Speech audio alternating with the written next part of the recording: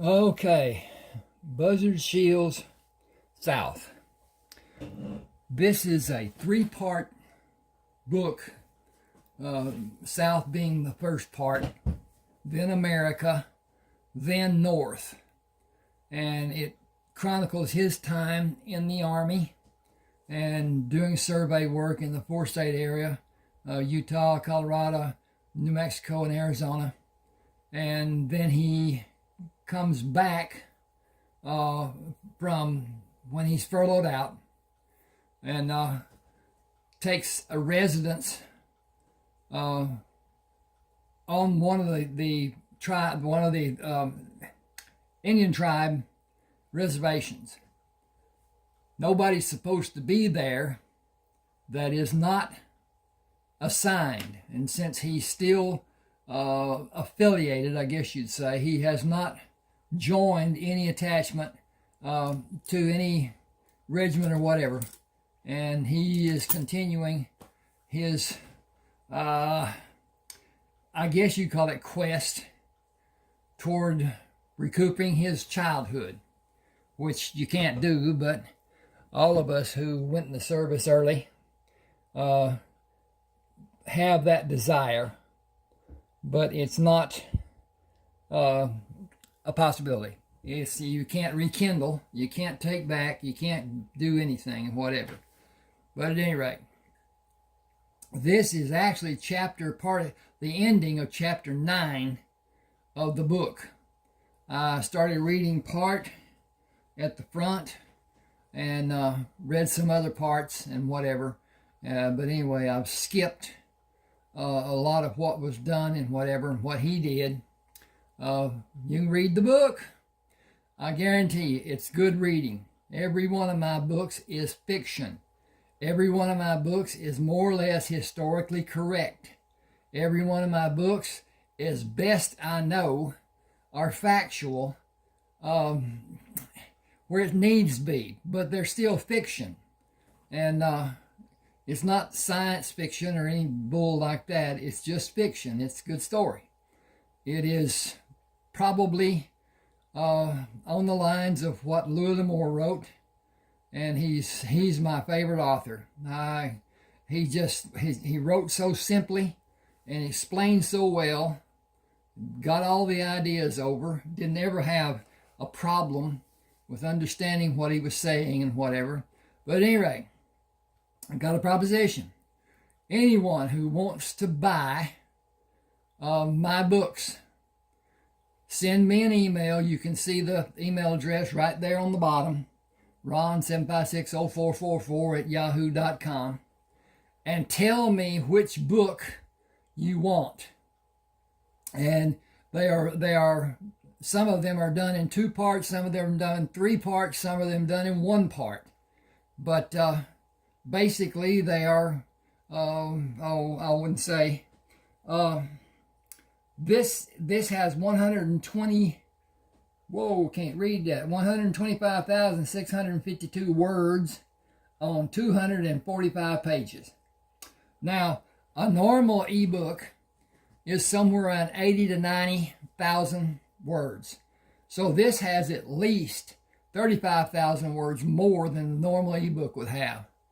Now, I did the parts because you don't want 972 pages on your reader at one time. That's just, it's too much, I guess. I don't know. Anyway. It's the way I did it, and they are joined. It's not a matter of being a part and then it changes and another part and then it changes. It is one story in 3 books. South is his younger life. America is his, I guess you'd call middle. He's not yet out of his 20s during that time. And then North is his doing what they do in gold mining in eastern Alaska. Mountainous areas. The only way to get in is by a small plane. I'm going to sneeze. If I can get this rag out here, cloth. Excuse me. Boy, that was good. At any rate, I'm going to start here. He has found iron pyrite with strychnine, and it is used in a chemical process, whatever. I'm not going to get into that. I don't really understand it myself to start with, but anyway, you can find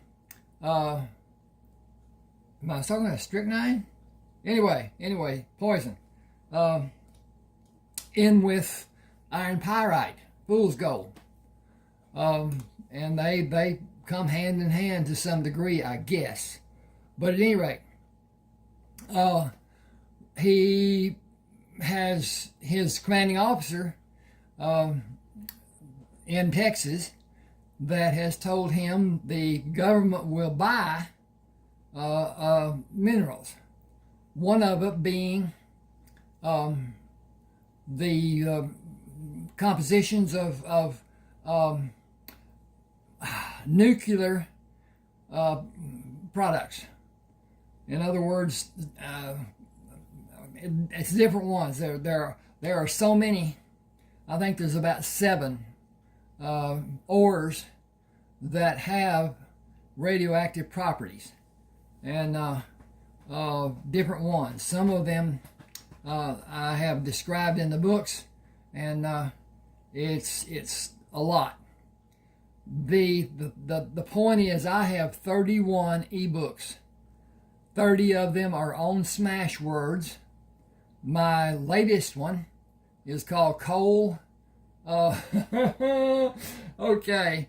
Anyway, Coal Buyer's Bounty Hunter, and it's a good story. All my books are good stories. I hope they're easily read. I tried to write them that way. At any rate, send me the email telling me which book you want. I will send an email with an attachment that has the book on it in text. Then you can download that onto your reader, your computer, your tablet, your whatever, and read it. They're also on Smashwords. You can buy them if you want to at $6.99 on Smashwords. Then a perk with it, you will have a page, a personal page on Smashwords. On that personal page, you will have a library.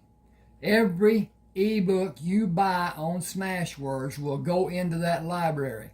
If something were to happen and you lose the book, you can go to Smashwords and download that book, all the books that you buy. And it's easy, and you have the confidence of Smashwords. Smashwords was the second largest ebook distributor after Amazon. Amazon started off as an ebook distributor, and then it got into all the retail sales and all the other stuff, and Jeff Bezos and his wife became rich. His wife was the one who more or less started the ebook business. And I love it. He's got a picture of a table, and he's got a leg that was busted off of it or something. He has a can sitting underneath the leg. Why they didn't turn the table around so you can't see it, I don't know.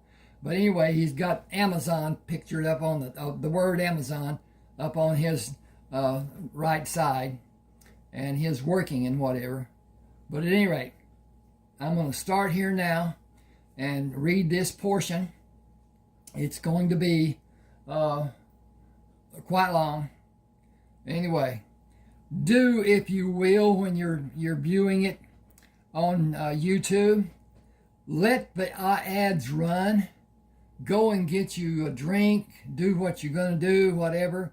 On the long ones, and you can always come back, scroll back once the ad is done. I get a little money from those ads being not read necessarily, but being leaving it and not skipping it. Let's put it that way. So that would help a lot. Please subscribe to my channel. Hit the like button. Share, if you will, to people who like to read. Tell them about it. Just do what you can. Also, what is it? Submit, like, share.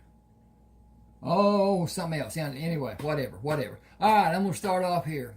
Buzzard has set up a means at a mine that has a load of pyrite in it, and he's done a cutout for the trucks to back into, and then they're loaded from above with a chute and driven down to the highway, and the trucks are weighed with the ore in it. Then they're weighed afterward. But at any rate, here we go with Buzzard. Buzzard stood beside the chute that would be used to load the smaller pieces of ore into the bed of the truck before the larger pieces would be loaded from the sides. This is going to be so fast you will not believe it. Back the truck in and raise the bed until the end is holding the ore, while others pull down on the extended chute and ease the ore into the truck bed. Lower the bed to let more ore cover the bed. Slip the second and third end boards to hold the load of ore and pull the truck forward to do the same loading from the left side of the truck and from the right side without filling the bed of the truck with too much weight. If we have the ore on the floor and easily shoveled in the wheelbarrows, in 30 minutes or less, the truck will be loaded and ready to leave. The ore will make changing a flat impossible unless we are close enough to Belmont Camp to unload the truck and come back for part of the load to be transferred and the repair done. The sun is almost down. Tomorrow will be our first trip. Randy asked, "Are you, me, and Kyle going to make the first loads?" Yes. Major Fisher has arranged to have a gasoline tank for us to fill the truck tanks at Belmont Camp. Do not fill the tanks until you weigh the truck when it has been unloaded and you have both of the weight tickets in your possession. Then you can fill both tanks. Now then, this is chapter 10. 7 weeks after the first trip to unload the trucks, Buzzard called Edward. Edward is the chief of the tribe of Indians where Buzzard is staying. He found a house that's actually on part of it on one tribe, one reservation for tribe, and part of it on the other reservation. But anyway, both the tribes feel indebted to him for the things he's done. You can read about that before this. And they rebuilt the house. It's already walls and whatever already up, but the roof had caved in. Windows needed to be replaced, doors needed to be replaced, and whatever. But while he was gone the first time, they built him a house. Now anyway, Edward said, "I hope the train can make it through the snow that may be on the tracks. Dress as warm as you can and take extra warm clothes with you. They will come in handy for you in Alaska as cold as it gets up there. Call to let us know when you get there, and call to let us know how you are and when you expect to be back. My sister has a telephone in the restaurant I can call from. I'll leave the truck at Belmont Camp so I can get back without needing help from anyone when I come back. I plan to spend next winter here. You can have a house near us if you want one. Thank you, but I will be comfortable being in my own house." Bernie and Kyle were at the gasoline tank when Buzzard got his weight tickets and gave them to Kyle. "That is going to do it for me. I'll park the truck in the compound and catch a train going to San Francisco. I'll see you, man. I'll see. This light over here is giving me a problem. I'll see you in the month of May next year. The house is locked and boarded up. Everything will be safe, and it should make it through the winter in fine fashion. Have a good winter. Kyle shook his hand. It has been a long, excuse me, it has been a good life for us since you came. I hope you have a safe trip. Be careful in Alaska. I'm sure you will be out exploring when you can. See you next May. My sister and her son have lived in Alaska since my childhood days. They wouldn't move anywhere, so something is keeping them there. I want to see why, more than anything else. I wish I was going with you. It might be a great thing for you to do later. I'll see what it may be like and talk about it when I come back. Save your money. You'll need it if you go to Alaska. I don't plan on being around people more than will be needed.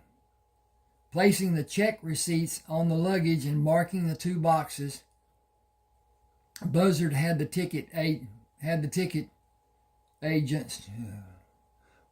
Placing the check receipts on the luggage and marking the 2 boxes Buzzard had, the ticket agent asked, said, "Wish I was going with you. There's not much to do during the winter months here. Sometimes the snow gets too deep, so the trains get snowed in and there's even less to do, with people hoping to leave and sending someone to ask about when the train will leave. They can see the snow is worse than it was when they became stranded. The food supply gets sparse and men leave to go south. Some don't make it. I am not that adventurous. You should board now. It will not be long until the train leaves. Have a great trip. I'll be back when the ground dries out." Late April or early May, usually. A woman looked at Buzzard when he passed the window she sat near. I lost my place here. Okay, here we go. A woman looked at Buzzard when he passed the window she sat near without smiling. The conductor punched the ticket Buzzard gave him. "I am Sam McDaniel, if you need anything." "Buzzard Shields, if you need anything." Sam smiled. "It is good to have men like you on the train this time of the year. The tracks have been reported to be clear, but that can change in a heartbeat. That is when men who can lead are needed. Can I depend on you to help?" "If I am needed, I will do all I can." "Keep your satchel closed. There aren't many on the train that brought food. You could share, but will they share with you when yours is gone and they find food for themselves? I've seen it happen so many times. It always has the same bad ending. I can't let a child suffer. Only grown people are on the train. Children are not allowed aboard during the winter months." The woman continued looking at Buzzard when he moved by her and took a seat on the opposite side of the aisle, several seats away from hers.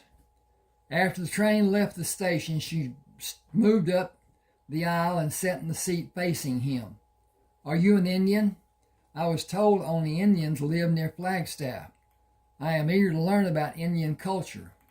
Buzzard leaned forward, pulled his arms through the backpack, picked up the pouch, and stood up. "Please excuse me. Smoke break." A young man blocked his path near the rear of the car. That was rude. Buzzard pushed his left arm through the strap of the satchel and brought the strap over his head. My response had no effect on anyone. It was disrespectful. "Please allow me to pass." "Why should I?" Sam opened the rear door wider. "How is everything?" Buzzard said, "I was coming to visit with you." "Come on then. Do you want to have a seat and let Mr. Shields pass?" Reluctantly, the man stepped behind the seats, glaring at Buzzard when he walked by him, and went to sit with the woman. Sam said, "I don't tolerate any kind of trouble." He was just trying to impress the young woman. "We were both relieved when you interceded." He got to sit with her and pretend to be sympathetic and I got to continue avoiding a bad scene. More like two bad scenes. Do you want to put your valuables in the safe? Buzzard laughed. As poor as I am, what would I have of value to anyone? The bottom of your satchel is pushed out. I am an agent for the government. Sam said, I knew you were when I saw the boxes you brought with you. I saw you walk back to the station after you took the truck to store it. Only a government employee would be allowed to transport weapons and ammunition, and one of the rifles you have is of a large caliber. It is obvious to men who served. It will scare a civilian out of 3 years' growth. You did not have room in the boxes for what you have in the satchel. Buzzard said, having a need might require too much time if I needed to break into the boxes. Sam shook his head. You could buy the train with what you have in that satchel. I wish you would allow me to lock it away just to keep it safe. I appreciate your concern. I'll feel better having it if something happens. That is not likely to happen. We will pick up other passengers along the way to San Francisco. I can't watch all of them all the time. Will this train go all the way to San Francisco? Not across the bay. It will turn around and make runs to San Diego and come back during the winter. Only engines with plows will be used going east and west. How long did you serve? 2 years in the Corps of Engineers. I retired as a staff sergeant. What was your rank? You'll laugh. Why? Because you'll think I'm too young. Is that impressive? It is. Higher than staff sergeant? Yes, I attended meetings with my commanding officer. Damn. That will just about cover it, honestly. You would honor me by telling me. It must have been a remarkable need the military had. Army. I led a group of men constructing buildings at Fort Howard and acted as advisor to Colonel Milton. The position required my having a higher rank. Then I supervised a geographical survey of parts of the states of Arizona, Utah, New Mexico, and Colorado, with our focus being the mapping of reservations for the American Indians. I did a bit of prospecting along the way while I worked for the Army. Sam asked, are you even 20 years old? I just had to ask, sorry. It is a valid question. It deserves an answer. I am not. I was not 16 when I enlisted. You could be charged for that misrepresentation. I've seen it done. With what I could do for the Army and the number of men I brought with me, the Army turned a blind eye and shouted very loudly that I was needed. I've been in meetings with officers who held nothing less than the rank of colonel, and if I was ever addressed, I was called sir as a sign of respect for my abilities, not as respect for my enlisted rank. You will undoubtedly want to ask why I left the Army. Freedom is the only answer I can give. I lost part of my childhood with the pressure of my early life, responsibilities and the Army for what should have been my later school days. My mother died while I was surveying in northern Arizona. I was not in a location where I could be told for more than a month after her death. I cannot describe what that did to me. I got out to recoup part of my lost childhood. Naturally, it's too late, but the dream motivated my decision. Military life is not my utopia. I don't want shackles of any sort. Excuse me, I need to check on the progress and see what's. Yep, we're doing okay. Okay, Sam smiled. I stayed in for the pension. I lost all of my middle years. The pension is a disgrace. I have duty calling. I'm forced to go through 3 cars to check for valid tickets. I suggest you move to the last car and avoid the need to teach a man a lesson on manners and underestimating a more experienced man. I think you offered a wise supplication.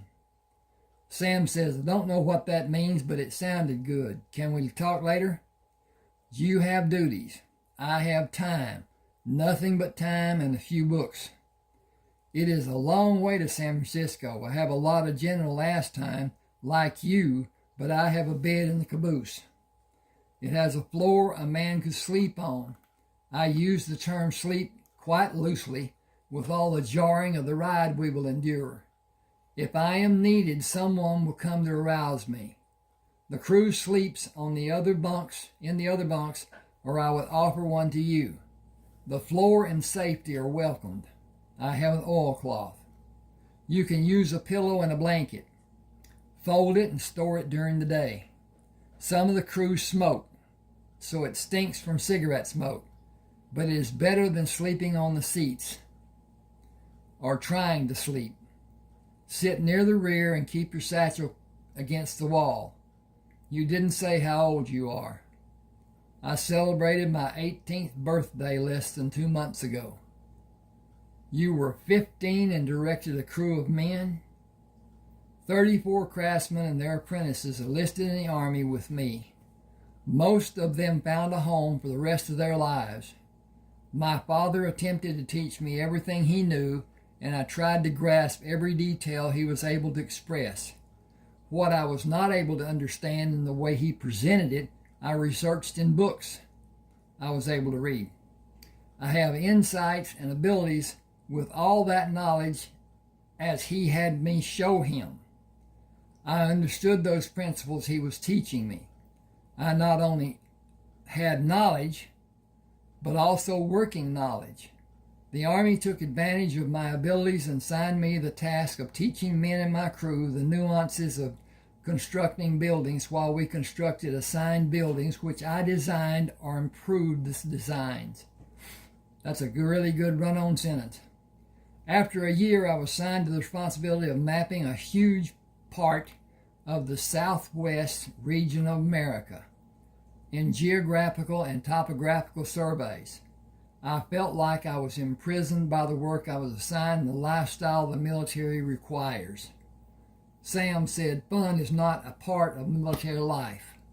I fully understand because I sacrificed so many years of my life. You can't go back. Whatever you missed is gone forever. It can't be rekindled or relocated, and you will never be compensated for that loss. It is like our journey on this train. We will sacrifice 12 days to go to a destination. The time you spend on a ship going to Anchorage is another sacrifice. Looking back, I sacrificed so much of my life for a meager amount of what I believed I would have now. I wasn't duped. I misunderstood how government calculations are done. I did not read and understand the fine points. Buzzard said, neither did I. For some men, joining the Army was a true blessing. It was a prison for me to some degree. I had moments and I had privilege. I still have and will have as long as I'm associated with assisting the government. Buzzard spent the day watching the landscape as the train moved through it, occasionally standing on the bottom step of the caboose, leaning against the handrail of the platform, looking forward and enjoying the pockets of hot and cool air the train passed through. Sam had him sleep near the bunk he occupied to allow the crew members room to climb into their bunks and leave as they needed. Buzzard slept with his head resting on the satchel he carried, covered with a blanket. We're going to move on now. A young boy held a newspaper above his head and shouted, "Athletics beat the Cubs. Going 2 games up on the Cubs. Game 5 tomorrow. Cubs must win 3 straight to win the series. Read all about it." Buzzard moved by him to claim his checked possessions. A tall black man said, "I can take you to the ferry if you're going across the bay." "I am. What is the standard fee?" "A nickel, but I have to ask others too." "Do I have time to wait?" "Yes, sir, almost an hour. Sandwiches and other food can be had inside the station." Buzzard moved to the wooden bench and sat facing the luggage cart the man would pull to the ferry. A man inside the baggage car pulled the first box across the floor of the car to the door. This one is heavy. I can't pick it up. Come down and help me get it on the cart. I can't. All of this needs to be moved, and if I come down before it is all in the door, I may lose my job. Buzzard moved behind the man. Can you lift the end near me? Near you? Near you. Making an attempt, he said, I can't. Then I can't help you lift the box, and the other man can't either. I need this job. We ain't had nothing heavy like this before. It should be on the bottom of the load. The other box should be with it. It is heavy too. Does anyone else help? Supposed to be, but there ain't nobody today. Buzzard looked around the door facing. Bring the other wooden box to the door and come help move them to the cart. I'll carry one end to help. I may get fired if I leave these other pieces and don't get them moved to the door. What will happen if the consigned pieces are not moved to the cart because the two of you can't lift them? If I come down to help, we need to hurry. If you help, we need to make damn certain no one is injured. That's all that matters to me. I am able to lift one end and possibly the entire box, but I wonder what effect my moving the boxes might have on your future working for the railroad, if my action is seen. You'd be helping the railroad. Can't nothing be said about you doing it, Jerry. Can't nothing be said about you doing it. Jerry, don't say nothing. Come down here and help us move the two boxes before we both get fired. Buzzard tested his ability to lift the boxes before they rested on the cart. I can move them a short distance, but when I need to. He marveled at the height of the ferry wheelhouse. They sure can't claim they couldn't see something if the ferry ran into something. The ticket agent for the ship gave Buzzard an envelope with Seattle scrawled on it, worked a few minutes, and gave him another with Anchorage written on it. Keep them safe or you'll be charged for passage again. Your luggage will be marked and loaded, then unloaded when the ship arrives in Anchorage. You will not be required to disembark from the ship in Seattle. If you do, be certain you have the ticket for Anchorage with you to go back aboard the ship. After you go up the gangway and board the ship, a steward will examine your ticket and direct you to your stateroom. A time schedule is posted on the door. The times are strictly enforced. Have a good trip. Buzzard found the movements of the ship to be distasteful and hardly left the stateroom during the trip to Seattle and on to Anchorage, where Annalise and Lee waited behind the metal barrier, waving at him. Lee moved Annalise to the opening and waited for Buzzard to come to them. He threw his arms around her and pulled her off. I need to make that. Okay. Anyway, he threw his arms around her and pulled her off her feet in a tight hug. It seems like an eternity since you left Lubbock. Lee, I'll get to you in a minute. I'm making up for all the years I have not seen your mother. She kissed him on the cheek. You've grown to man size and you aren't finished growing. Oh, I missed so much after Papa died. We all have. I closed the restaurant and need to get back to it. We have a truck to take you back in. He kissed her on her forehead when he let her down and grabbed Lee's hand. There is so much to catch up on. How long will you stay?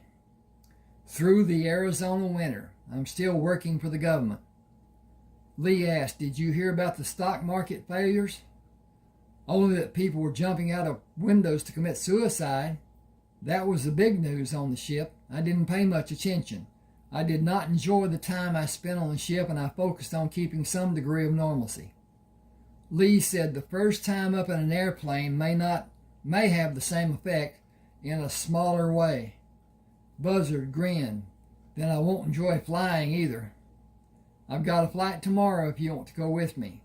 It isn't a short flight, but the weather is supposed to be fair. I guarantee you will love the view.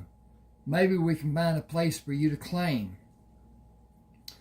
I can't imagine moving through the air being anything like a ship going in 7 directions at the same time, as it sometimes felt like it was doing. What have you been told about the effects of the stock market collapse? That money will be devalued so bad it will take a fistful of large bills to buy anything. We don't take dollars now. Not because of the stock market. We haven't in a long time. Gold or trades, but no cash money, and the silver coin has never been worth its face value. Banks are closing without giving the people their money. We have never done business with banking here, so we aren't affected like the people in the States are. My flying business may slow down a little, but I'm catering to rich people. It won't be much loss, and it may even increase if they decide to get away from what's happening in the States. Rich people don't seem to think the way common people do. You came on a ship. They won't come here unless they can fly in and fly out and fly while they're here too. And they want everything done for them. I tell them straight up, I load the plane. I fly. I unload my plane and I fly. Anything else does not fit my hand. Harold Carnes tells them the same thing. We're the only pilots that live here. We both have mail routes.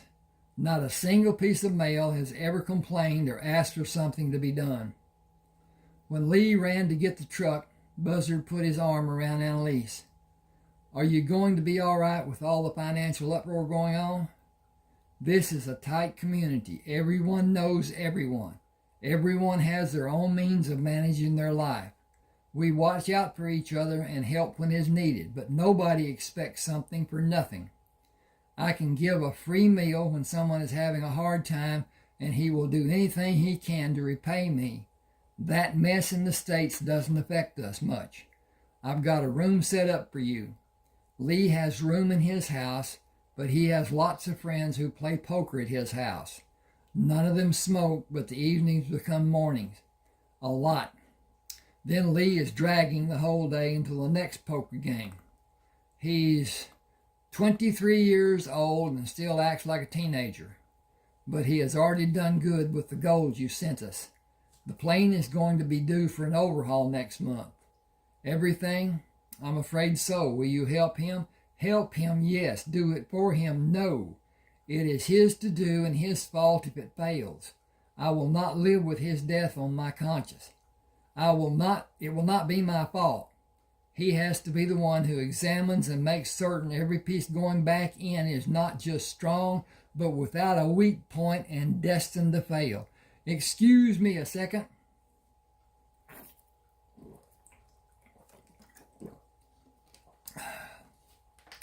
Just needed a little break. Okay, Lee backed the truck against the loading dock.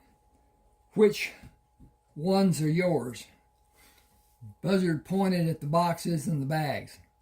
Almost everything I own. And Annalise asked, almost? I have a truck, and I suppose I can call the house on the reservation mine as long as I want to live in it. Other than that, this is everything I have, unless you save something from home for me. I took things of mine and some things as a remembrance of Papa and Mama. The house is still as it was. Lee put boards over the windows to protect him, and we locked the house. The neighbors will watch for problems, and Granny Bess is taking care of the girls and getting half the rent money. I told her she could keep all of it she needed to. The rich will not be bothered by what is being called a recession. Their businesses will continue to be protected by the government. The blessings for us, with that being done, is the rich will continue doing what they have always done. Our lives will still be pretty much the same. A little less is nothing catastrophic. Lee pointed at the boxes. U.S., are you still getting help from the Army? I need to put a period bar. If I can get my little cursor up here, ding, and there is a period.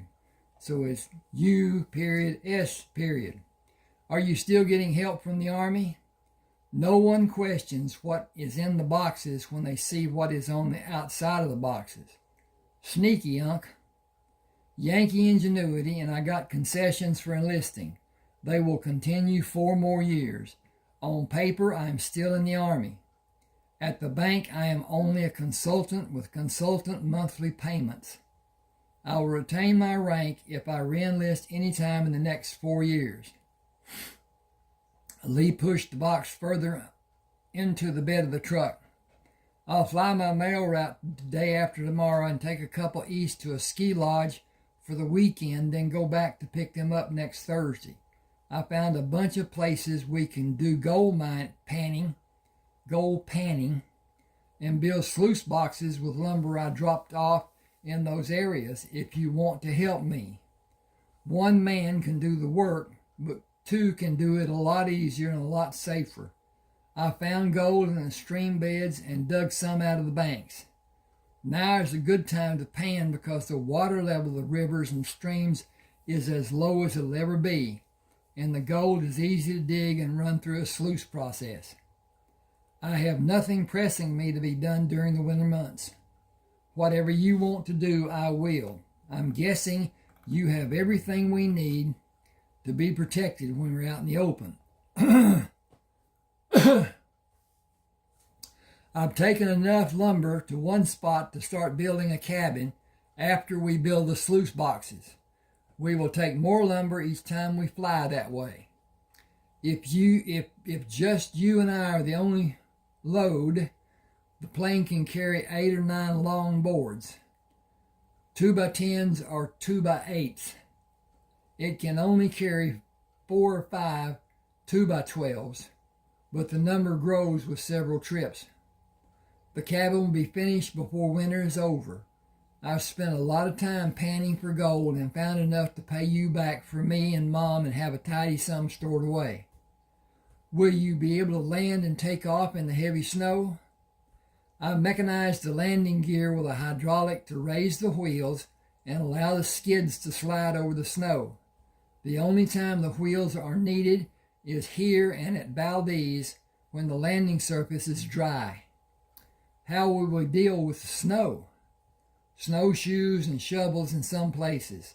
In other places, the mountains protect the valley by pushing the clouds higher and stop snow from forming as readily. It still gets snow, but nowhere near as much. That's where we will build the house. If I did not need outside help to live there, I would. I'd miss the flying business, but it would be the only world I would know. Buzzard said he may not only... Buzzard said, he not only looks like Papa, he sounds like him. If Papa had been able to find... Something's jumping around here. Find a place to live away from everyone with Mama, he said, my cursor's not where I need it to be. Okay. I got it. There you go. And, okay. He said he would go there in a heartbeat. I wish he could have seen Alaska. It would have been a love affair for him. Lee stopped the truck at the back door of the restaurant. We will open and get everything squared away to serve the afternoon and evening crowd and take your belongings to Mom's place. Will my boxes and bags be safe? Not a problem. Crime does not exist here. Everyone knows everyone. Nothing bad is allowed. We have a constable, but he's mostly a chauffeur. He handles traffic, an occasional late-nighter gone stray, and generally does what other people need him to do.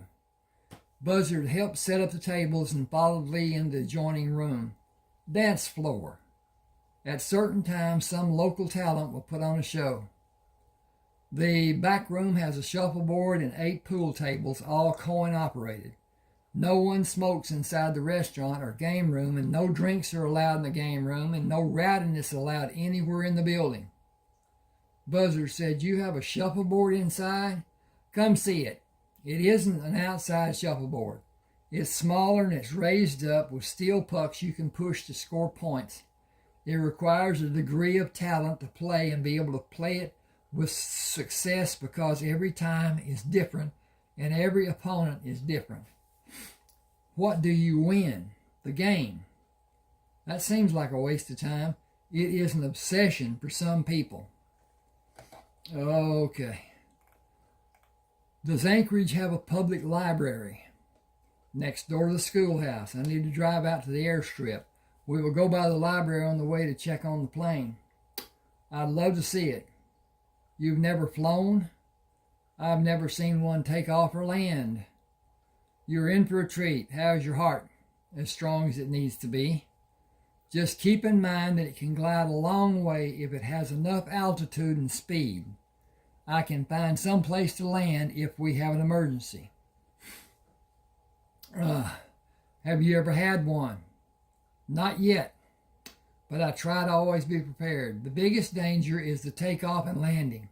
Not much can happen to the engine or propeller or rest of the plane.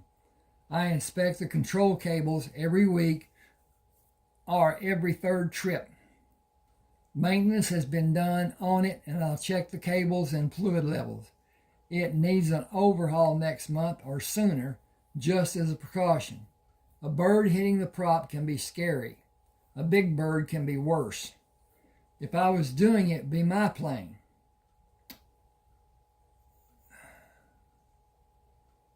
If I was doing it, if it was my plane, I'd drop the engine and replace it with a new one. Is the new engine run tested at the factory? Lee laughed. Wait till you see her. You'll change your mind. Buzzard commented. No offense? I haven't seen an airport like the States have, but this is not like them. I need to move this. Okay.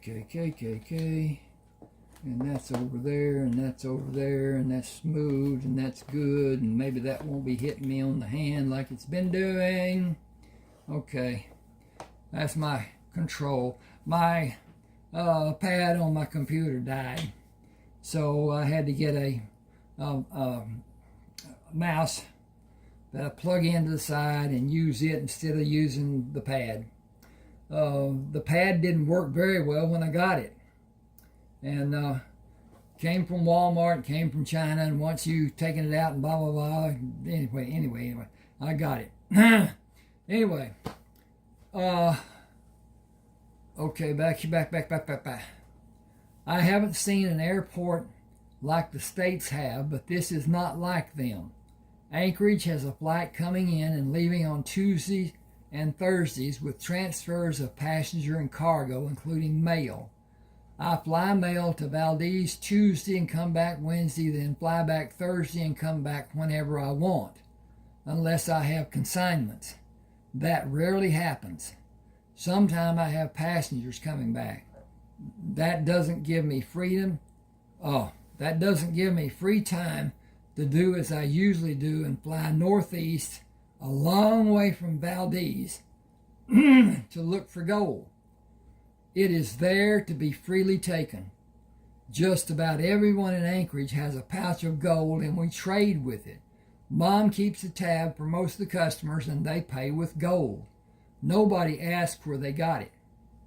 He stopped the truck beside the plane with an orange-colored fuselage and yellow wings and tail.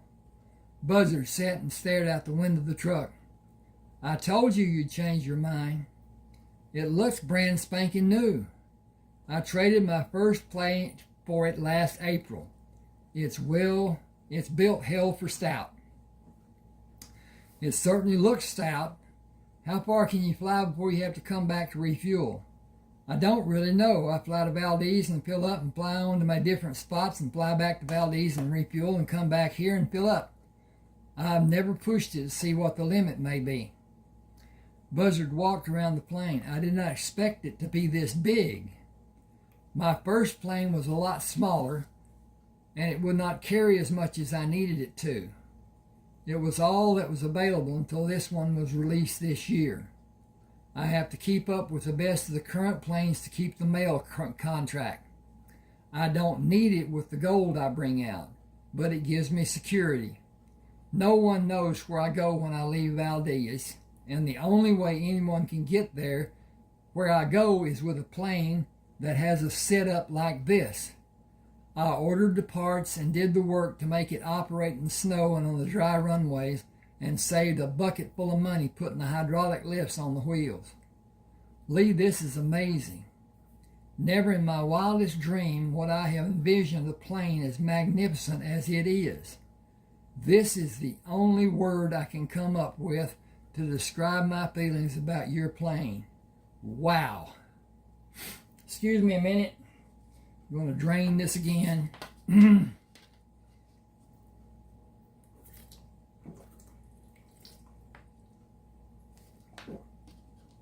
I didn't bring extra water.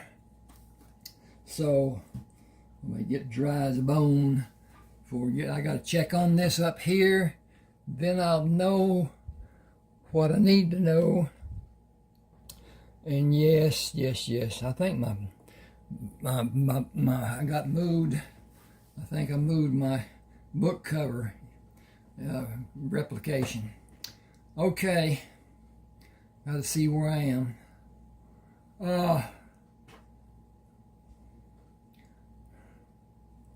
Okay. Lee, this is amazing.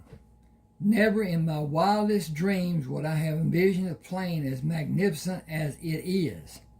That is the only word I can come up with to describe my feelings about your plane. Wow, I've been there. That is probably what you would say if you had seen the price tag that came with it. I traded the old plane and a bundle of cash for it. Had it delivered here and the old plane taken back. It was dismantled and it left on a ship. I felt like a big part of my life left with me, but then I looked at this beauty and moved on. The difference it has made in my life is worth more than the price I gave for it. It was gold I took from the ground, free. That makes this plane free and makes me free. Buzzard ran his hand down the side of the fuselage. Freedom was what I had longed for since the earliest days of my life. There is no price anyone can put on freedom. I found a semblance of freedom when I was living on the reservations. The people there gave it to me freely, and I have an obligation to help them gain as much freedom as may be possible for them. I owe it to them and to myself.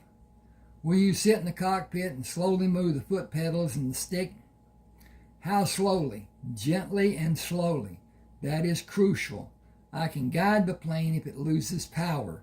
I can't even fly if the tail section controls don't function. Would you say the rudder and elevator are the most important operation of the plane? Absolutely. Do you always check them first when you do your inspections? First when I do an inspection and before I take off and after I land. I want to always know they are functioning properly and that they are stable. I can do the inspection without having help, but it is slower and less accurate. Buzzard said, I have not had a hamburger in a month of Sundays. I think Arlene makes the best I've had. She's cooking today if you want to try her hamburger cooking. I think I have enough to pay for a hamburger and fries. You couldn't pay for anything here if your life depended on it. Buzzard smiled. I don't want to offend anybody by trying. That is the way things are normally done, right? Oh, everything is all right here. I'll join you in having a hamburger and we can talk about filing a claim for you. Can I file a claim even don't live here? Nobody lived here before they filed a claim or bought something that established residency. You have to pay the filing. You have to pay to file the claim. That's all. Alaska gets another resident and Alaska gets your money. Pure and simple. Everyone benefits. Nobody lives where the claim will be. Nobody. Finished with the meal, Buzzard pushed the empty plate away and moved out of the booth. Can you show me how to play shuffleboard? It is simple. Push your 2 pucks down to the other end to be the closest to the end. Each turn and get points. 11 points wins the game. Players alternate who goes first. is a boring game for me. Pool is better. I haven't seen pool played either. You use a stick and knock balls on a table into 6 open pockets. I'll show you how to play shuffleboard and then pool. After that, we will go to the bowling alley. Bowling requires strength and accuracy. You throw a ball down an alley to knock down pins for a score. Highest score wins. That doesn't sound like it would appeal to me. I don't care for it, but it's something different to do. I found it frustrating because I can't be consistent in throwing the ball. You already have so many things that are different to do. Being out in the open country is my choice. It is mine too, but I have to keep up appearances of being normal for Mom's sake. Buzzard picked up one of the metal pucks. Helping Mama is what led me to lose so much of my childhood. My biggest problem is I don't know what I lost, so my imagination may be running wild. I can't really do anything to help, and not knowing may be clouding my judgment. Trying to keep a positive attitude is so different when I see how some children play like I never have. Your life had other rewards. Anyway, that's what Mom said. Not knowing haunts me, and I need to concentrate on doing things I know are worth doing and just grow. Would working to be able to divide $500 a day keep you concentrating? Is that possible? I haven't done it, but I've taken out more than $500 in 3 days, working alone and without a sluice box. I believe we will have days that will total more than $500 a day. If we could find the load, it would be much greater than that. The problem for me is the gold is in the streams and in the dry bed to be shoveled and sluiced and panned. I know where it is. I have no time to look for the load, and you and I working together will be great for success and just great fun for me. I think it will be for you. First, I have to fly. That is a different ball of wax for me. What was it like the first time you left the ground? My heart was in my throat and beating so fast it scared me. I wasn't scared to fly. I was so excited to do it. I still get a thrill doing it. If someone said I should stop flying to save my life, I would tell them it will never happen. I will fly as long as I can. I love flying. I am pretty certain you will too. Hey, I get paid to do what I love doing. You can't beat that. I know what can bring a load of gold back. That is what can't be beat. And this is chapter 11. Lee checked the passenger's hearing protection and restraining harnesses, moved between the seats to set his controls, and buckled his restraints. Then put his hand under the harness Buzzard had on. Loosen this a little and put on the earphones. The microphone will be where you can speak into it. We are about to go flying, Unc. This will be my adventure today. I hope it be yours. He increased the revolutions of the engine and taxied out to turn around at the end of the runway, pushed the throttle forward, and launched the plane down the runway. Relax and enjoy. It is too late to be worried. Stop balling your fist and enjoy the exhilaration of complete freedom. The only way you can feel more freedom is to fly without being inside this plane. The airplane climbed and continued climbing until Lee slowly brought it to level flight. How's that feel? Like I want to lose my breakfast? It was not what I expected. A lot easier and enjoyable. It could have been had I known what was coming. I had no idea it would be so fast and so easy and more stimulating than I imagined. Goosebumps. I was prepared for far worse. It's adrenaline. It's the same for me every time. I love it. We will go up to Pennaquin first to drop the couple in the back seat off, and then fly down to Valdez and drop the mail and go find a fun place to work. I borrowed a sextant to locate the claim. I will not fly. I'll just build a cairn of rocks with my name scribbled on a piece of paper and a bottle with the coordinates. That is a legal claim. The only way it can be found is with a plane. Nobody will be able to drive or walk as far as it will take them to get there. Excuse me just a second. I got to go over here and I'll be right back. Okay. I'm going to go over here to the fridge. I need to turn the light off that I left on. At any rate, here we go. And I got to check on some stuff here. And play now. Close. Play now. Okay. We've got, what is this? Okay. 46. Oh, 104. Okay. I'm coming back now.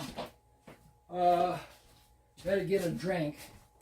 I had not planned to do this long, but I'm enjoying reading this.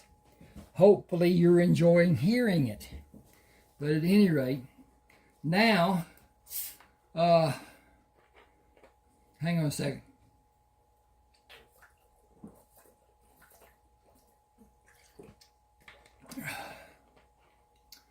Okay. Landing on the grass in Pennaquin, Lee taxied to the fuel pump and stopped the engine.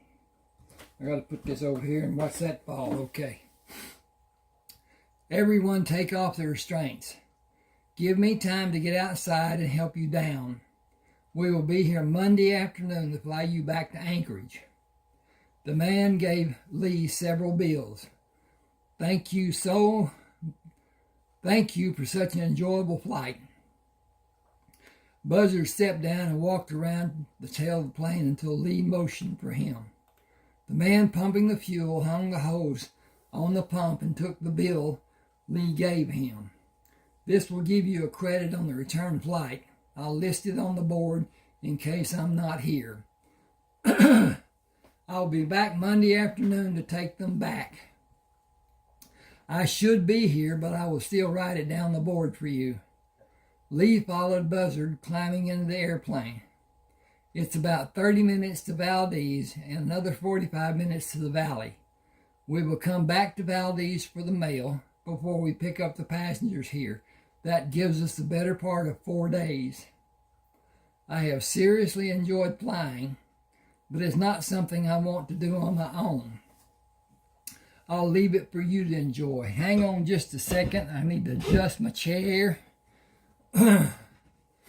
Okay. Landing in Valdez, Lee stopped the airplane at the fuel pump and folded the back of the rear seat down to pull the mail bags from behind the seat and tossed them out the doorway. Moving back to the seat, he waved at the man who filled the tank. We can leave when the mail bags are moved and Darren signals us. He is always asking to go with me. I don't know if he wants to fly or if he suspects that I am doing something he can have an adventure. So he can have an adventure. Do you trust him? He helped me get the mail route. Yes, I trust him, and I owe for him helping me. A short time after leaving Valdez, Lee banked the plane and finished the turn. There's the valley. I've found gold almost everywhere I looked in and near the stream. What do you think? Should we build the sluice boxes where it is concentrated most or halfway down the valley?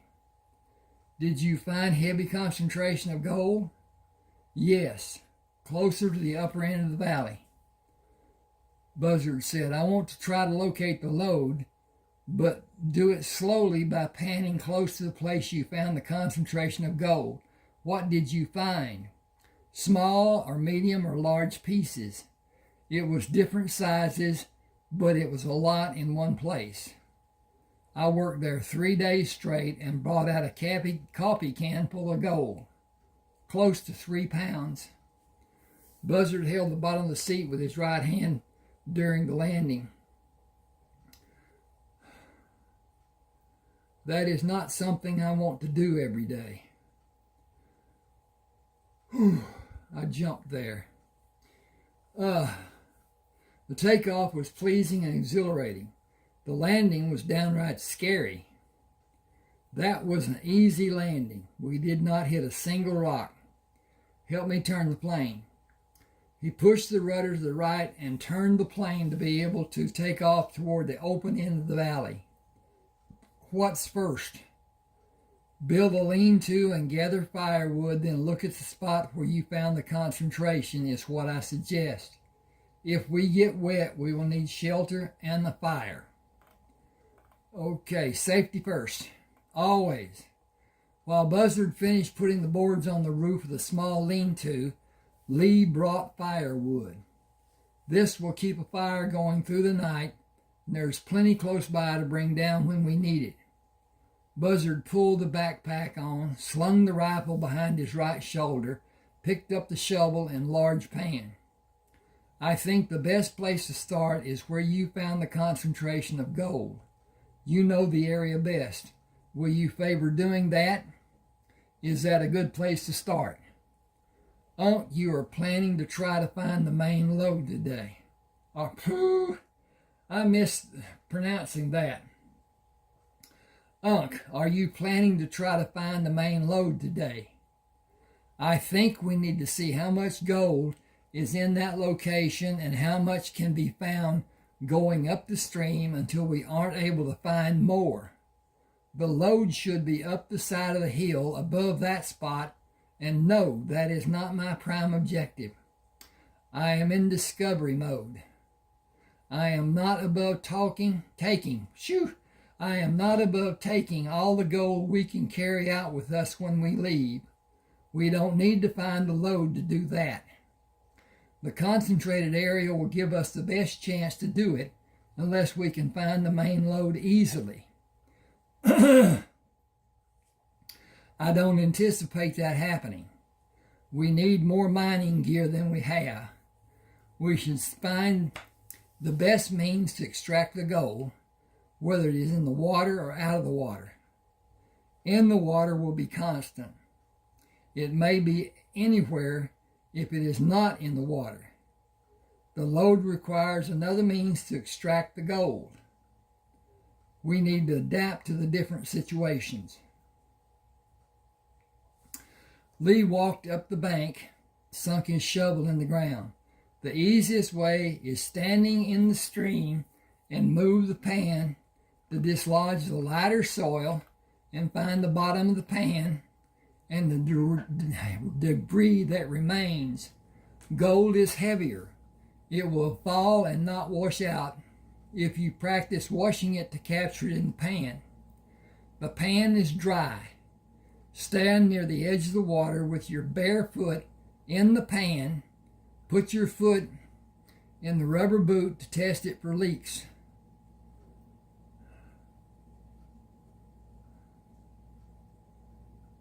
Okay. He's standing with his bare foot in the pan next to the water. Okay. Woo. Better to have a wet hand than a wet foot. Lee worked to test his boots while Buzzard checked his. Nothing wet for me. Lee slipped his boots on. Time to get started. Dig and make a pile, then pick it up in your hand and put it in the pan to wash it out. Buzzard whistled. The bottom of the pan is more than half covered with tiny chunks of gold. Lee said the size should be larger when we're closer to the main lode. Dump your pan in the pouch and move out in the stream and shove the pan in the mud and get more. It will have more gold the deeper you get. If there is a slide upstream that has the water blocked from coming down here and it reaches a level to overflow, you will hear the water coming. Get far away from the water in a hurry and take the gold in the pouch, if I haven't taken it. That's the reason I put your stuff up high on the higher bank. Buzzard worked until his back cramped. I'm needing a rest and work the kinks out. The amount of gold we have taken out does not seem to be diminishing. I think the sluice boxes will serve our need, or I am not going to be able to sleep tonight from the pain in my back. I've been bent over too long. How much gold do we have? Enough to start a cache. You're going to need help. You're going to need to help me out on that. Will we bury the gold? We can't easily carry it with us in this long way to the plane. It is easier to bury it and take it to the plane later when we're not so tired. Buzzard pushed his hand under the pouch and picked it up. This is close to 8 or 9 pounds. It has some small rocks in it, but it's almost all gold. The strap may not stand the weight if we put more gold in it and try to carry it by the strap. A box might be our best bet. Put a top on it and bury the gold and leave it until we have a better means to move it. We've hardly started and already have close to 10 pounds. The sluice boxes will be much faster than only using the pans, and it can be built to be easily taken apart and moved. We need a system to collect and move the water into the boxes with a hose to wash the debris back into the water. Lee said, put it in the water and let the flow run into it. We can both pick it up and dump it into a collection box and remove the debris. Fill the wooden box and cover it before we bury it.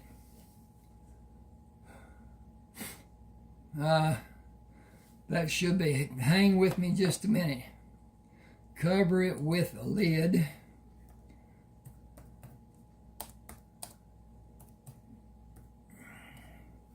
Okay, fill the wooden box and cover it with a lid before we bury it. Buzzard shook his head.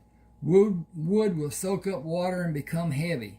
We need a metal trough to contain 3 narrow troughs with raised teeth or spines that are tall, reducing them in size to not as tall, and continue reducing the resistance to the lighter material passing over, maybe 1/4 inch increments, with supports that will raise or lower the main trough to be in the stream and one to be out of the stream on the bank, with buckets to dig and carry the dug stream bank to the outside sluice boxes and a water supply to use to wash the refuse down the fall into a 3rd set of sluice boxes in the water. We need smaller, stronger pouches to carry the gold. Take time and think about the amount of gold we took out in about 5 hours and what the dollar amount is.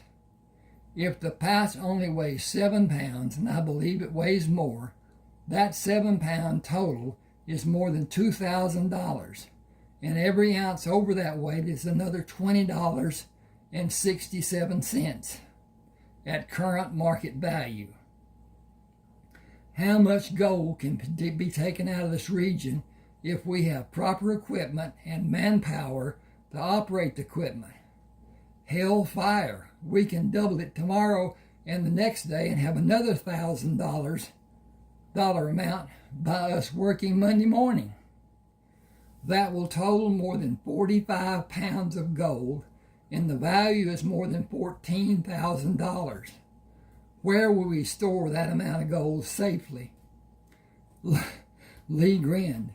We could buy another plane for you to fly. Buzzard laughed. So you can have a flying buddy? Consider this. No one can get in or out of Alaska without flying. Alaska is huge.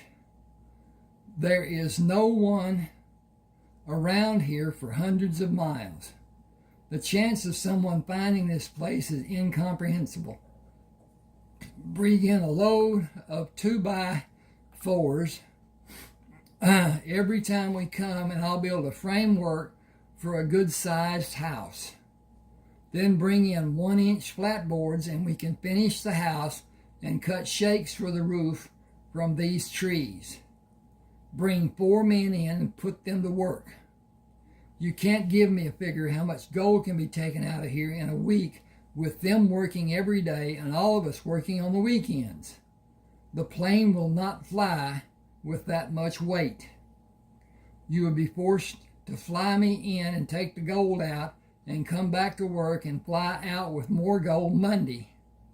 The men would not work long hours and become tired with what I have in my mind to be built to separate and take the gold out. I don't want to do all of that. I don't want anybody but you and me knowing about this, to know about this. I don't want it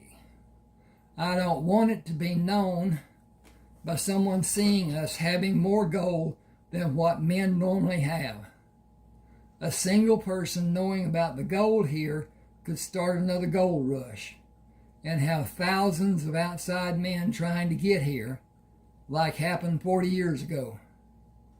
Some of those men walked hundreds of miles to get what they believed would be a chance to merely bend down and pick up huge chunks of gold and be rich in 2 or 3 days. The estimation of the number of men who tried to get there was more than 100,000. It could happen again right here. I've taken out gold from the streams of 2 other valleys nearby. I want to be able to have a supply of gold the rest of my life, not just plunder this area and sit on a pile of gold that can be taken away from me. I want that for you and Mom too. Buzzard said, I have an obligation to people in Arizona. It may be years before I'll come back to Alaska. Without outside help, no one can live here. This site will remain unknown. I want to fly to Valdez and have the sluice boxes fabricated from thin steel sheets and bring them back to use next weekend and whenever we can get here. Jimmy Jones will make them for us, and he will never mention it to anyone. He can have the fabrication done tomorrow. We will take the back seat to accommodate the sluice boxes and bring them here and go back to Valdez Monday to pick up a seat before we go to Pemmican. That's Pemmican. Buzzard looked around the valley. I'd like to live here. I have a truck like yours that has an extra gasoline tank mounted on the passenger side of the cab. I wonder if I could drive here from Valdez. Only if you have a winch on the front. That is the only way you will be able to cross the different flows of water. You'll need an extra tank of gasoline loaded in the bed of the truck and be able to unload it and put it back to keep a ready gasoline supply, and you cannot do it safely if you don't have help. A man alone is not safe anywhere in Alaska outside of a city. I never fully concentrate on the goal and what I'm doing. I look for problems, and I try to be prepared for anything that might happen. You have not experienced life in Alaska and the hazards it may have. Excuse me just a minute. I got to check on my stuff. And we are. Oh, that's good. That's good. Got a few little while. Hazards it may have. But could it be done? Even with everything that needs to be considered. Yes, if I fly with you and you know you're safe, I will never allow you to go off alone.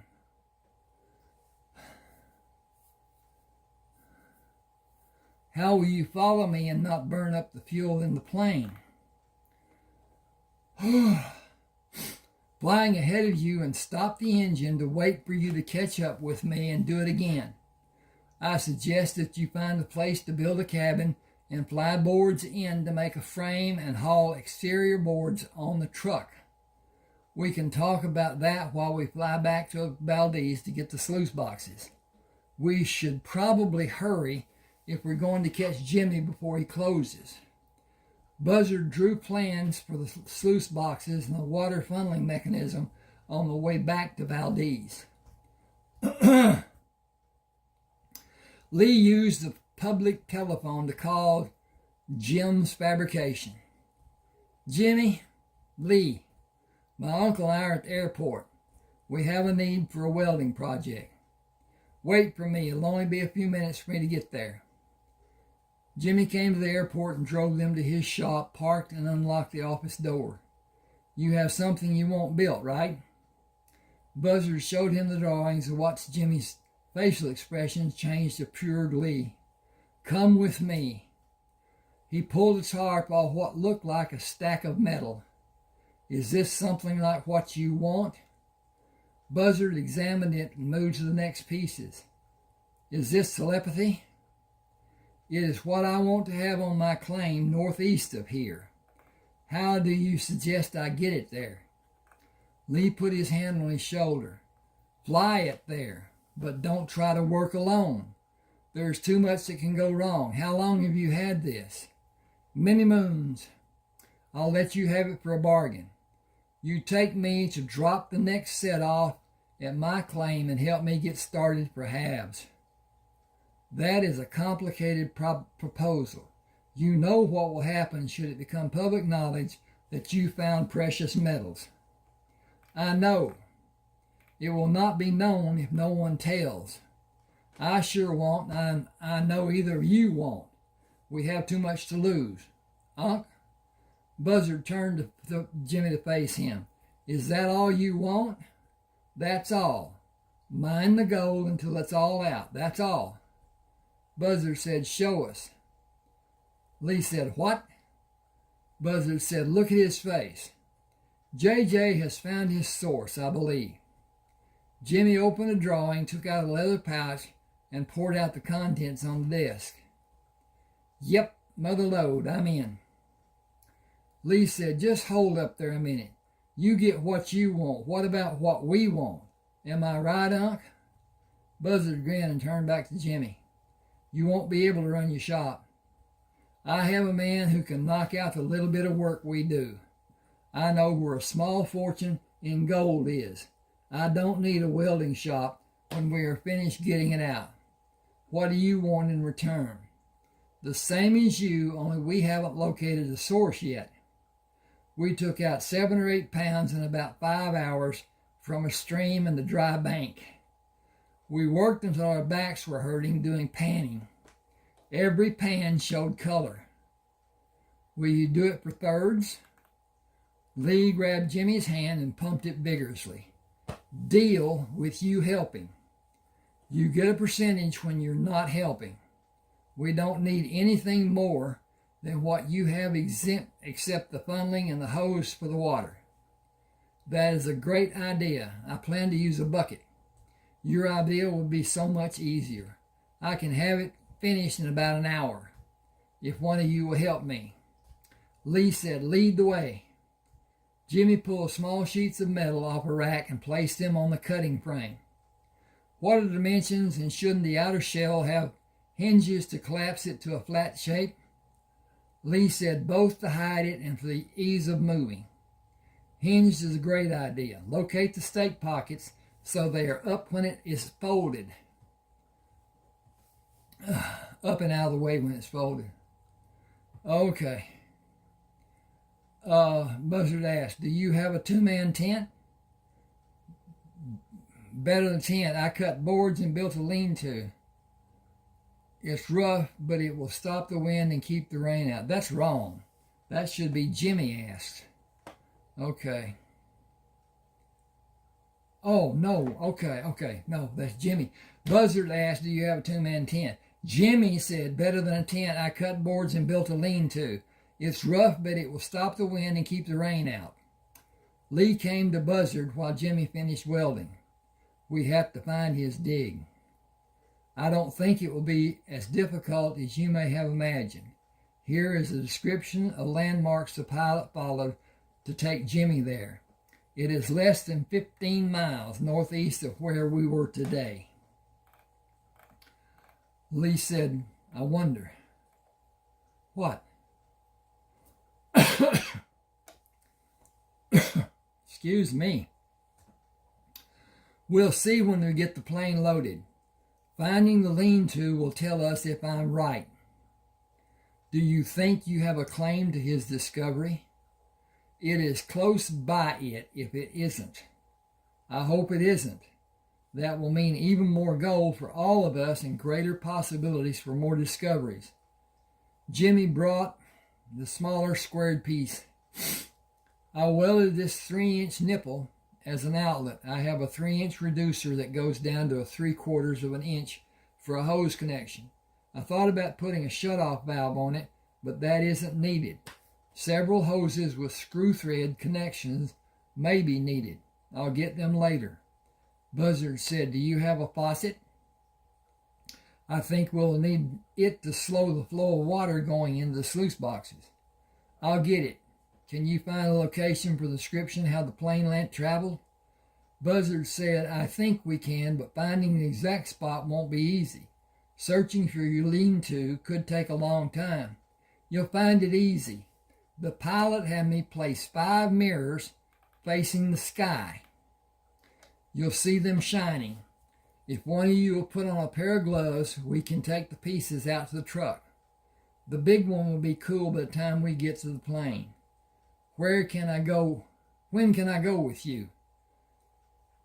I will bring the mail next Thursday from Anchorage, and we will all go then and work through the weekend. Do you want to come back Monday when I come back from the mail going to Anchorage? I want to stay there as long as Buzzard wants to stay with me. I won't stay alone. I did that once, and I was constantly looking for something every time I heard a noise. I think that is a wise choice. Can you stock up on pemmican? We need it. We'll need it. I'll have boxes of it ready. Thursday then. Will you take the back seat of the plane to your shop and bring it to the plane Monday? Do you want us to bring your share of what we gather when we come here? Some, but not all of it, if you work long getting it. I can't tell you how to find the gold up on the side of the mountain. I covered it with dirt and dead branches. Buzzard asked, do you have a copy of those directions? Take them. I know how to find it again. Buzzard gave Jimmy the drawings he had. Will you build these? With 3 of us working, they will need speed up. They will help speed up the process. Jimmy looked at the drawings. Yes, place them in the water and dip the water out and dig the exposed gold. Excellent. 6 will be better. I'll have them ready when you come back. Buzzard counted the streams the pilot listed to locate Lee's claim they had been mining. Jimmy's claim is 3 streams away from the northeast from where we were. Lee turned the plane to begin the takeoff. That isn't my claim. Mine is southwest of his. Unc, this is astonishing. These are small, isolated pockets of gold, not like the Yukon being one huge gold field. The prospects may be endless for us because there are so few airplanes to take anyone to these remote areas, and there are only a few facilities to service the planes. And someone finding gold in these areas is like looking for a needle in a haystack. It is almost impossible. Buzzard smiled. Not impossible, no man knows where to look. Geographical formations tell you where minerals may be located. That is the reason I feel an obligation to the Indian people in Arizona. It is not just the formations, but where they are located that make it so difficult. You can tell if gold can be found by the lay of the land. That is a clue, not a distinction, and nothing is always the same. It will tell you where it isn't. That is the big step toward not wasting your efforts. Lee flew up the valley without sighting the flashes of light from the mirrors and banked the plane to go back. Buzzard said, go back and fly further west than you did before.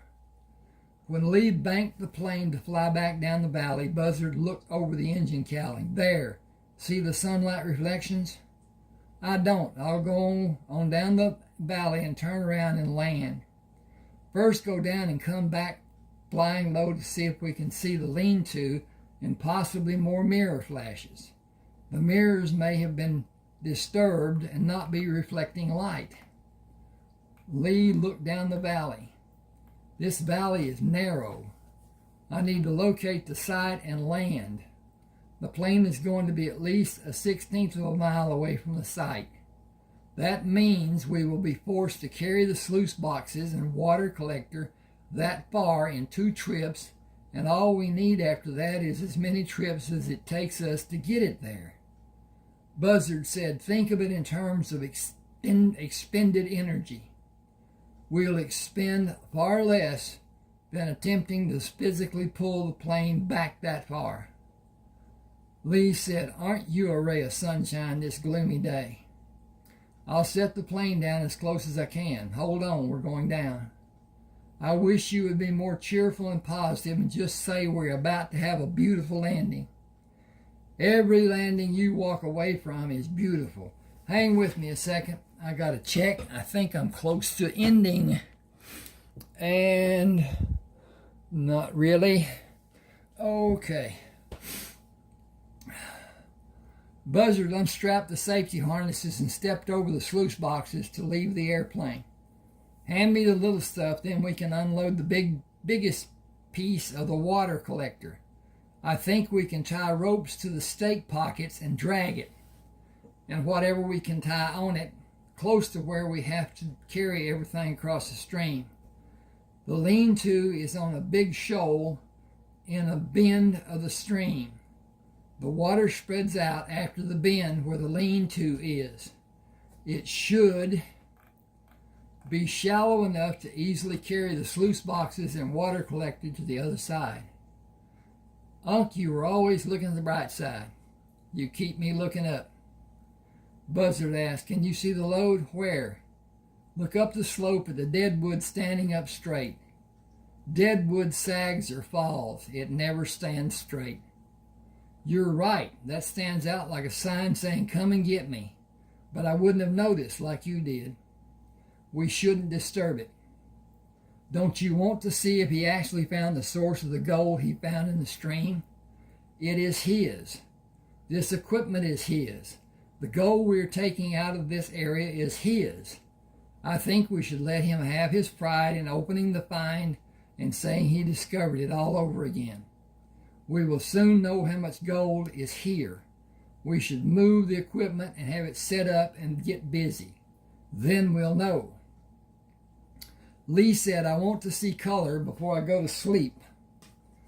Oh, that will satisfy me enough to let me sleep. Got to move the page.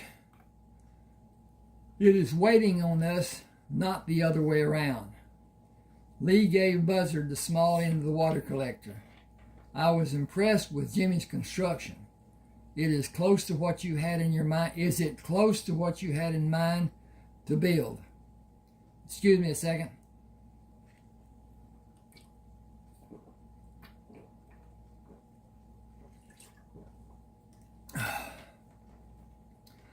Ooh. Close, but it needs small improvements, like a grate to keep larger pieces out of the tables. We will be constantly picking them out before we can use the water. A heavy 1/4-inch screen will work. Buzzard asked, will you adjust the faucet to slow the water flowing out of this hose? It's coming too fast. Tell me when. Lee looked up at Buzzard as he adjusted the water flow. I'm starting to lessen the flow. Tell me when. There, that's perfect. The hose needs to be wired in place to give us freedom to fill the sluice boxes. Look at this. You can sleep like a baby tonight. Look at the color in every section. This beats the hell out of panning. We will pan to collect the finer pieces taken out of the sluice by the overflow of the water, but it will not be back-breaking work like we did earlier today. Lee pulled the pocket watch out.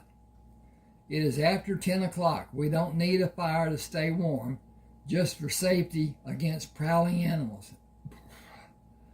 Buzzard said, and coffee. Start the day with coffee and end with coffee. Ooh. And we're kicking on again. Lee looked up at the roof on the lean-to. Memory of their... Lee looked up at the roof on the lean-to. Memory of their finding the lean-to returned when he looked at the back of Buzzard's head. "Unc, I woke up and didn't know where I was. Have you ever done that?" "Countless times, but instead of jumping up like I did at first, I learned to relax and let the memory come back. It took longer than I wanted at times. I am enjoying the briskness of the air this morning in this great cup of coffee. What a wonderful way to greet the day and get ready to give it my all. Look at all that's been given to us." Lee moved out of the lean-to and pointed to the south. "Look at those clouds.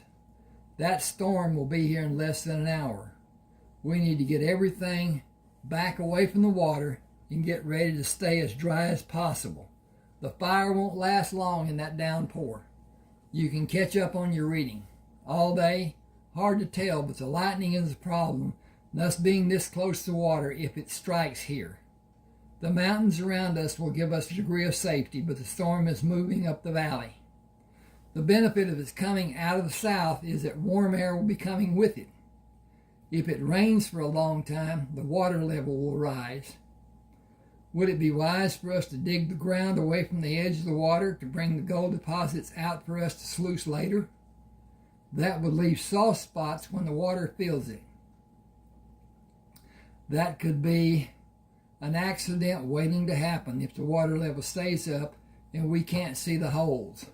Clouds darkened the sky with lightning flashes and thunder rolling for less than 15 minutes until sunshine broke through the darkness and light filled the sky once more. Lightning storm. Loud enough to wake the dead and not a single drop of rain that I saw.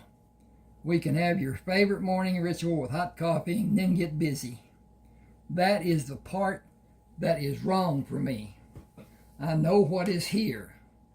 I want to know what is over there and beyond that. Excuse me. More than anything, I want to explore and discover. Having the gold is great. I'll stay and take out all we can, but one day I want to take me somewhere, and I want you to take me somewhere and leave me there. I almost had a place to live and explore on the reservations, but the need to help them outweighed my doing it. I may still do it. Some call it having a wanderlust. I'll go with that. I may wander, but I will never wander. Unc, it is too dangerous. You can't help if you need it. You can't get help if you need it. The old mountain men did not have other people to help them. And what was their life expectancy? 30? They did not have the conveniences we have. I'll have a truck to get help if I need it. You can fly over each month to see if I have a signal placed for you to see and stop to check on me. I'll build a house that nothing can be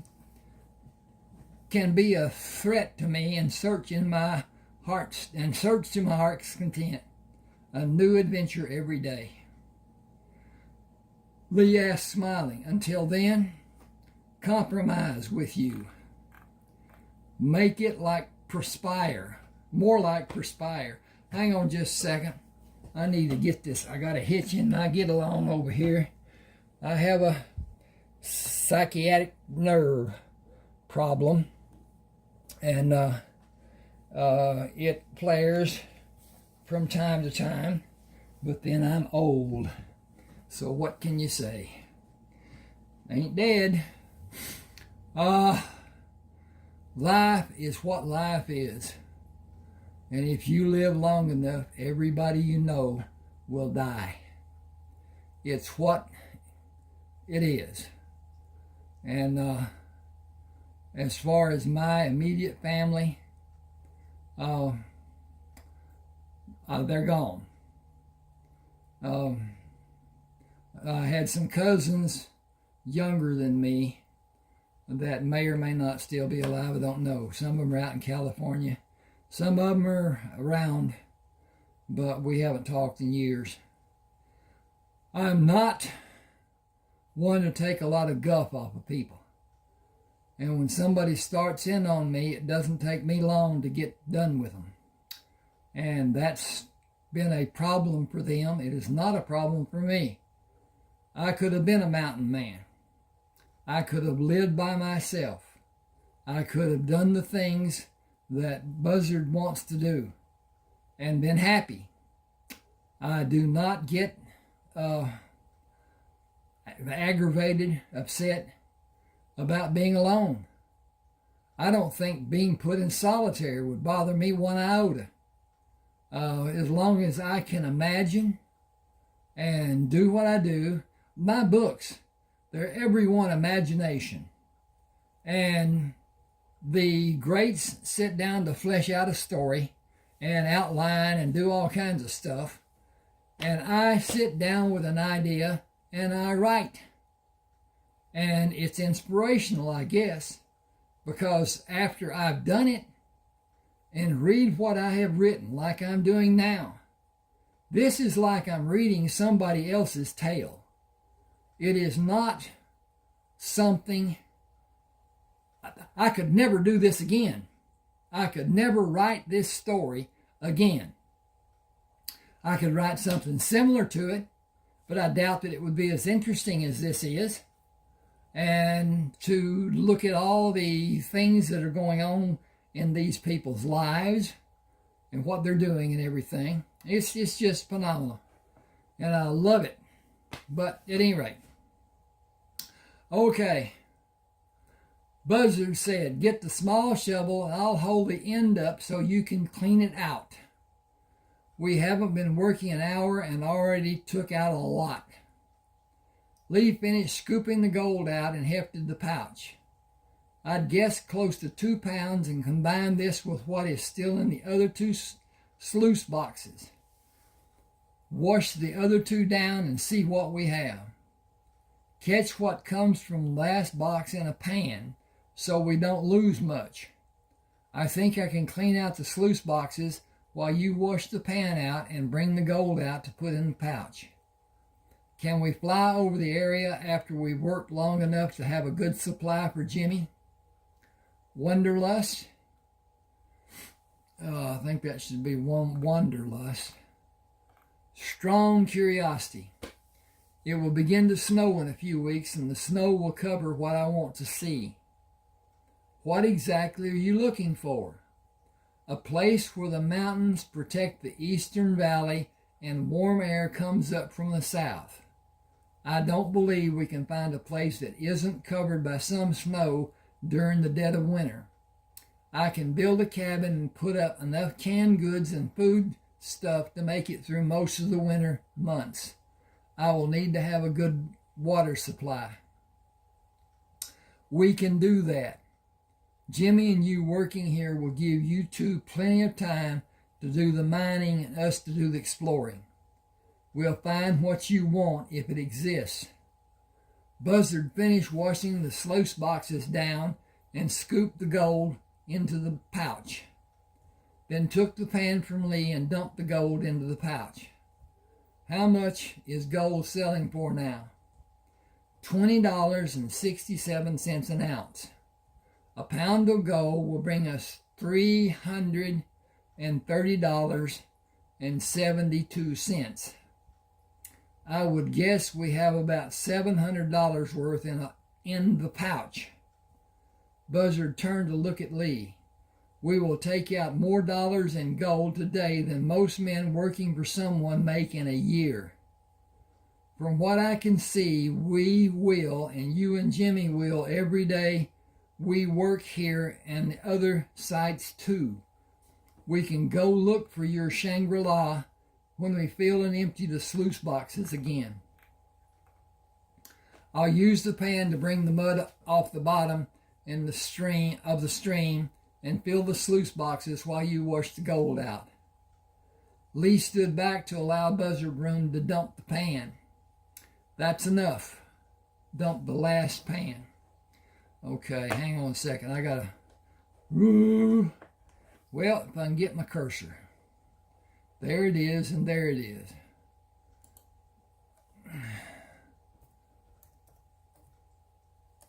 Okay. Lee stood back to allow Buzzard room to dump the last pan. That's enough. I got to come over here and hit that button, and browse, and Buzzard Shields revised. Okay. And A. All right. And there's that. Okay. That's enough. I know the first section and catch boxes are full. Catch the overflow in the pan, and we will gather the gold and go search for your place. Buzzard smiled. You can color me happy. There is nothing I found more exciting than flying. It may end my life one day, but it has given me so much pleasure that I will still say it was worth the risk. We have different things we like to do. I like the freedom of being secure in God's green earth and making discoveries. Flying is only fun for a while. It is almost mundane after that time. I wonder if riding in a fast car would be the same. Lee let the water hose drop into the stream. It is always exciting for me. Wash the pan out and hold the ends of the boxes up so I can empty them, and we will go. Lee made passes over 4 locations west of the valley they were working in before. Buzzard said, "Go back. I saw something. Fly lower and let me see. I think it was a bear and a cub." "What interest do you have in a bear?" "I think the bear is dead and the cub is alive." "You should be careful. The bear may not be dead. There is nothing more dangerous in Alaska than a wounded mother bear. The valley is wider than the one we've been in. You can land and make a circle to take off and stop the plane by the bear. I'll be ready to take off if the bear comes toward us. I'll be right here with you if that happens, because I will not leave the plane until I'm certain she is not able to move. You should not take a long time to evaluate what her condition may be. Fuel consumption isn't critical, but is important. Go past the bear's position when you land and give us plenty of room to move after you stop the engine, to safely restart the engine and leave ahead of any threat she may be able to bring." Lee stopped the airplane. Leave the door open and stand outside to see if she moves or if she is breathing, and give yourself room to get back in the plane and get away if we need to. Light snow is covering her and banked up around her. A warm body would melt the snow. The cub has moved around her many times the way the tracks look. It is coming toward us. I'll give it a handful of pemmican on a stick. I'll keep my fingers from the hungry mouth. Good thinking, because it will snap at food if it's hungry, and I think that need is driving the cub, or it would not come to us. It would run away. It should have run when the plane moved by. I don't think it's very old from the size of the cub's body. Only a few days, certainly less than a week. Lee stood up to follow Buzzard. I'll take a rifle to be ready for an attack, just as a precaution. Buzzard said, "Stay in the plane and be ready. I am not going to be far away. I'll let the cub come to me and keep a good distance from the mother. Start the engine and don't wait for me. I'll get back inside when you taxi away. I will wait for you. Don't be stupid. Until you tell me you're inside and able to sit in the seat, I will wait." Buzzard moved away from the tail of the airplane and dropped small pieces of pemmican in a trail back to the airplane. The cub came slowly and moved past the first few pieces and turned back to pick one up and ate it, then moved away from Buzzard to find the other pieces.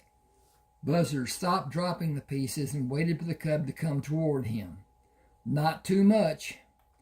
You'll overeat, and if I give you enough to let you.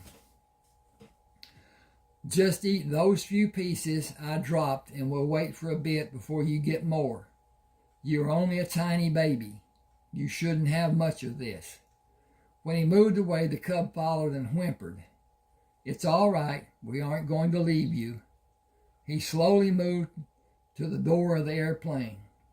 Can you give me a couple of towels?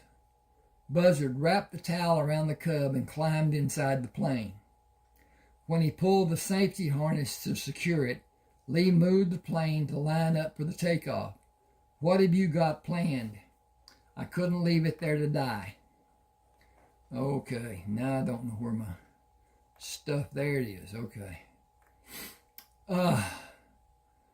How will you feel when you have it with you and it dies? I will have done my best. It is a defenseless baby. Lee gave another towel to Buzzard. That defenseless baby can take your finger off with a single bite. It can tear you to shreds with its claws accidentally. It has no training. You either. I'll wrap her with towels and keep it bundled around her until we can get her to Valdez and get a cage built for her and get bottles and evaporated milk to feed her. Unc, you're taking a lot on yourself. I know. You couldn't just get a dog? Having a dog isn't much fun. A bear is a different story. Completely and entirely. So you plan to have it this way? Not exactly, but I've always had a desire to be just a little different, if I can't be a lot different. Do you know if I can find a veterinarian to see her? If you take a bear anywhere that will be in public, she will be taken away from you and euthanized. That would be my fault. I'm not going to let that happen. She's warm and she's sleeping. As young as she is, sleeping will be what she does most. I'll put her in a backpack when we get to Valdez and hope she sleeps until I can get condensed milk watered down to feed her. We have an abundance of pemmican to feed her, but she will want milk more than anything else. You shouldn't involve anyone, like getting a cage built for her. Even telling Jimmy may be dangerous for her. We should find what is needed to take care of her and leave. How will we get to a store to buy milk and baby bottles? Get a ride. If Tony is there, he will be able to take us. He will fill his gas tank. We will fill his gas tank and get sandwiches for him and his family. It is a nice treat for them and for us. Buzzard said, I will try to find what she likes to eat and you can bring it to her. She's a bear. She's related to hogs. She will eat what hogs eat and what they are able to reach to have, like berries. She's a baby. What do piglets eat? Everything their mother leaves for them, not much. Did you consider the fact that this is the season for bears to hibernate? How will she learn how to be a bear with you as her teacher? I can't begin to deal with that right now. I knew she would die without our help. We are taking so much from Mother Earth, and helping her gives a little back. I have to feel good about her and doing something I'm doing right. Do you have a firm grip on her? We are approaching Valdez. Do we need dollars to buy what we need? Lee smiled. You will be hard-pressed to find any place that wants dollars over gold. The store we'll go to is no exception.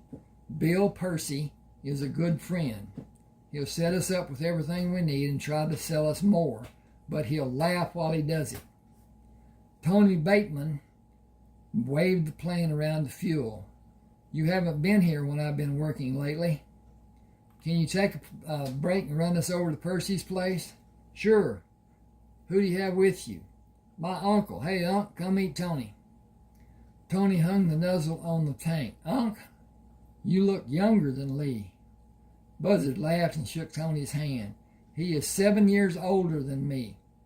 I had him for 4 years until my sister brought him to Alaska. He taught me a lot. He's always been more like my big brother than my nephew. That may have been true when you were younger, but you're bigger than him now. I'll get the truck. Leave the plane here and I'll come around. Buzzard said, Tony isn't bashful, is he? He has been my friend a long time. He feels comfortable with me and thinks you should be comfortable with him. People are different here. They take a lot of pride in the people that in the States don't. What am I doing? Hang on a second. I gotta look at this. And so it is. If the bear should make a noise, we will sing to cover the noise and try to soothe the bear. Ruby. Her name will be Ruby. We will try to soothe Ruby, Unc. Will the plane be safe here? Absolutely. No one knows if someone is in the tower or not. It will take a miracle for someone to find the pouches behind the seat. The plane, the contents are assuredly safe. Come on and relax. You are too guarded. It will get you into an early grave. Lee took a backpack out of the side compartment of the airplane. Besides, what would you lose if someone did take the pouches? It has not been mine or yours yet. It would still be a hell of a loss.